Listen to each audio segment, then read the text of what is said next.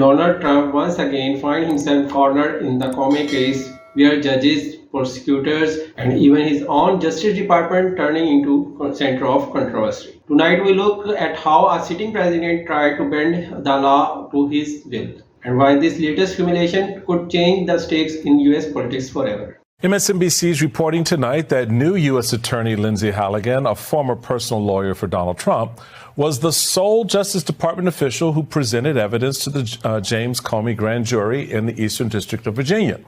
Halligan had been on the job for just 3 days because the former U.S. Attorney Eric Siebert had just resigned from that role after refusing to bring charges against Comey and New York Attorney General Letitia James. Breaking just moments ago, we're learning that another U.S. attorney has been recently forced out simply for doing her job. The New York Times is now reporting that back in July, Trump fired the top federal prosecutor out of Sacramento less than 6 hours after she reminded a Border Patrol chief to abide by court-ordered restrictions on immigration raids. Let's talk about it. Joining us now, Sean P. Murphy, former assistant U.S. attorney who resigned from the Justice Department in March of this year. He's now with the firm Napoli Skolnick, and Ankush Kadori, a former federal prosecutor and senior writer for Politico magazine. Sean, when you resigned back in March, what was it that led you to resign? And how do you feel watching this moment unfold where the president clearly feels emboldened? So when I resigned, it had its roots in the memorandum that Pam Bondi sent out on her first day.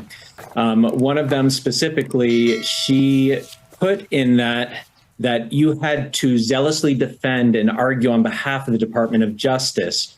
And a failure to do so would be to deprive the president of his lawyers. Now, is that word "his" that really caught my eye and was the turning point for me that this isn't something that I'm not his lawyer. Mm-hmm.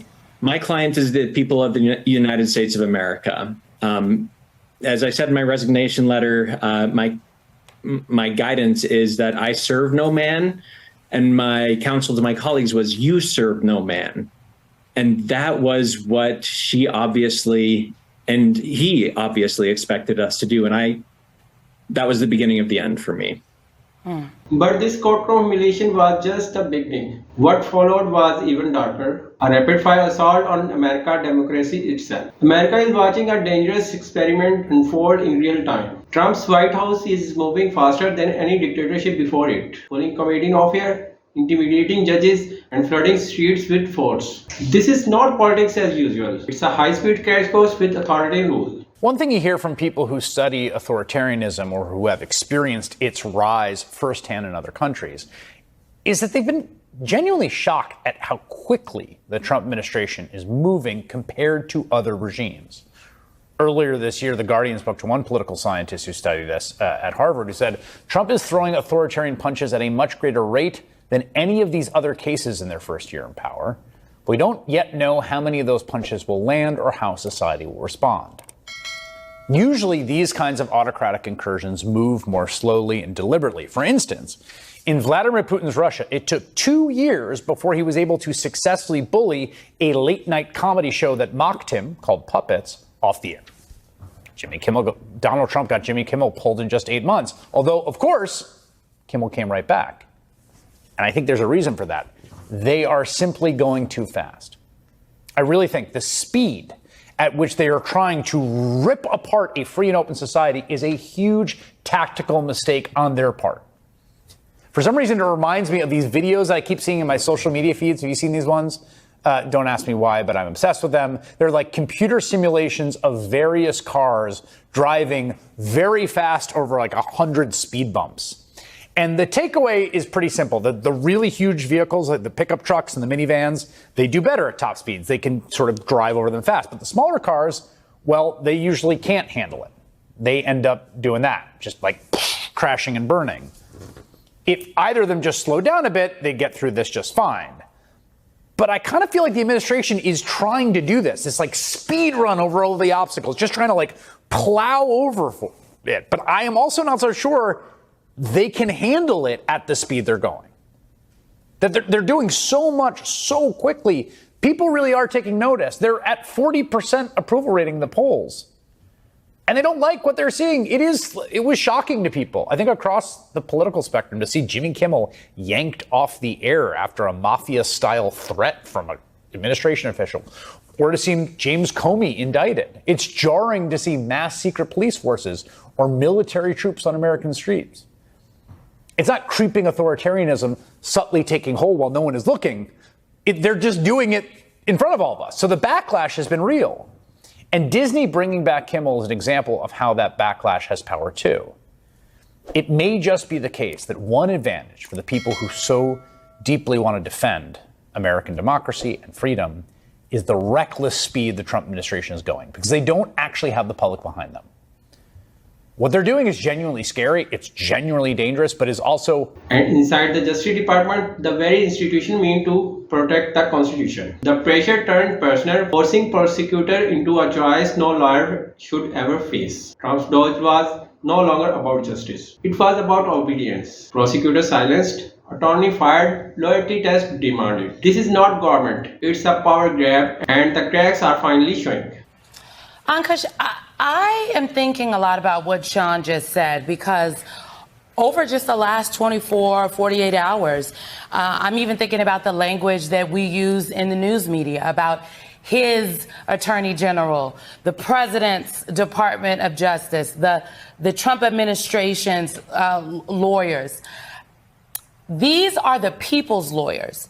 And the language that we use to describe what is happening can also color what people now believe to be commonplace and appropriate. And our own conversation about this could also run the risk of normalizing this very, not only concerning, but one could argue illegal behavior. Yeah, I mean, the tone here has really been set at the highest possible level. I mean, you see this from Pam Bondi on a regular basis, talking about her commitment to Donald Trump, how great Donald Trump is, how important the Justice Department is to achieving Trump's political goals. And that has trickled all the way down. And it's consistent with Trump's desire, which he broadcast all throughout the 2024 campaign, for the Justice Department to be much more directly responsive to him specifically, and an instrument for him to pursue his political adversaries, investigating and potentially prosecuting them, as he's now doing with Jim Comey. He talked about this all the time over the campaign trail, but you're right. I mean, we are seeing the realization. Sean, I have to just start by saying thank you, man, for standing in the breach. And the last thing you said about that moment where the words hit you and struck you, you know, that, and you realize, no, I'm not your lawyer. I'm the people's lawyer. And that idea, as well as the ideal it represents in why you chose to go into the Department of Justice, why you wanted public service, is, I suspect, what animated a lot of your colleagues there. So they find themselves as prosecutors in this moment, I think, both a little bit afraid and a little bit pissed. They have to contemplate with each turn, do I resign or do I stay? And if I stay, how much more of this can I take? Will I take?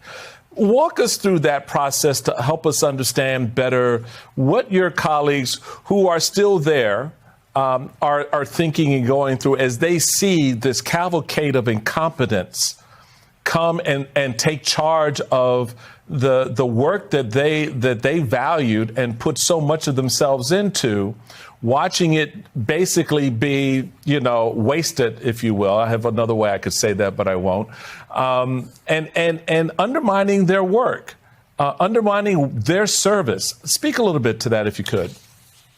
Absolutely. It's incredibly frustrating. I can remember how it felt for me when I was still with the Department of Justice, how frustrating it was that I was expected to swear allegiance to a man. And that's not something I would ever do. And we may talk about this, but I know you mentioned the U.S. attorney that was fired for doing her job. it's so I'm thinking of, an airline pilot, and he gets in a plane and he looks at a map and then he takes off. And then, he's in the air and he's not looking out the window. He's not looking at anything. He's just kind of on his phone maybe. And someone says, "Hey, you want to look at a map? Make sure we're still going in the right direction." He's like, no, I'm good. I saw the map once, and that's all I need. Like, why would an acting U.S. attorney not be well within their rights to remind someone to follow the Constitution? This was more than humiliation in court. It was the opening act of the presidency racing towards authoritarian rule. Prosecutors silenced, critics staggered, and democracy itself pushed to the edge. The question now, how far will Trump go and who will stop him? Stay with us because the next chapter of this story is even more explosive.